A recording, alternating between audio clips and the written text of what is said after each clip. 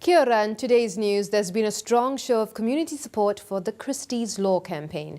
Hundreds gathered at the High Court at midday to lobby for tougher bail laws launched by the parents of murdered teenager Christy Masso. Brian and Tracy Masso warned that more lives will be lost if changes aren't made. Yeah, because every day is just such a struggle. I mean, my Christy should be here. She should have been at university today.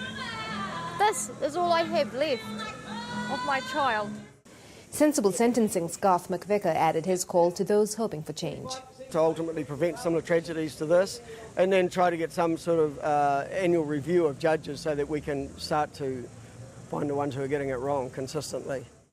But there's also a voice urging for a wider perspective. Rethinking Crime and Punishment Director Kim Workman supports a review, but says it's important to remember that judges make 15,000 remand decisions every year. Young beneficiaries will be offered a monetary incentive to train and do a parenting and budgeting course. That's under welfare system changes announced by the government today. Widows and women over 50 living alone will need to be available for work, as will DPB beneficiaries with children over 5. You can tune in to New Zealand's Rima tomorrow morning for an interview with Social Development Minister Paula Bennett on that topic.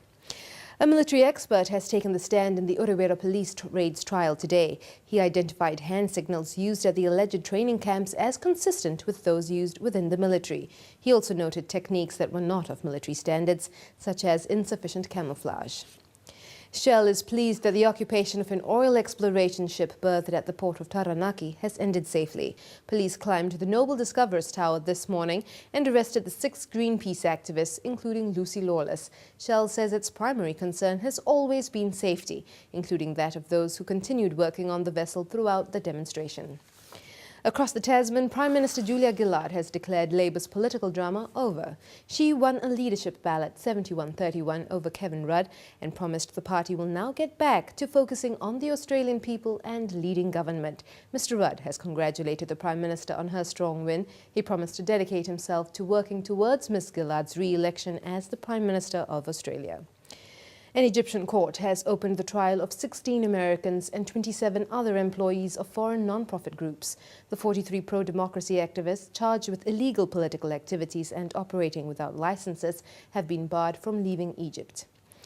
Afghan authorities are hunting for an intelligence official suspected of killing 2 U.S. officers at close range. They were found dead on the floor in a secure area of the Interior Ministry. More than 30 people, including 4 U.S. military personnel, have died in violent protests since reports of NATO personnel burning Korans. And finally, he's done it. Flight of the Conchords star Bret McKenzie has taken out the Oscar for Best Original Score for his piece Man or Muppet in the Muppets movies. Well, those are the headlines from the team at RBG News. Ka kite anō.